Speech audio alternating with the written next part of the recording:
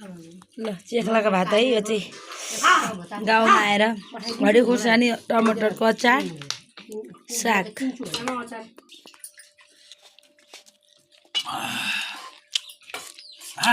कुखुरा के भयो दबाई झन् भित्र चिप्छ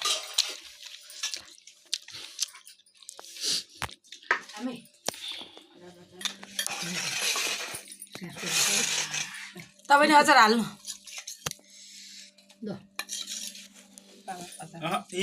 भयो भयो भयो भयो भयो भयो भयो भयो भयो चावलको भात भन्दा मकै भात मिठो होइन त अझै मिठो छ के गर्दाखेरि यसले त्यसलाई चामल मिसाएको भात नलैदाखेरि लाग्यो मर्नु अझैले खान्छ क्या खान्छ भनेर भन्यो पठाइदियो अस्ति पनि कुरा गर्थ्यो अझै मलाई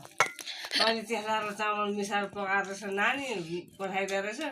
म त मिठो गरेर खाएँ अझै जिब्रा झुन्डिरहेको छ भन्छु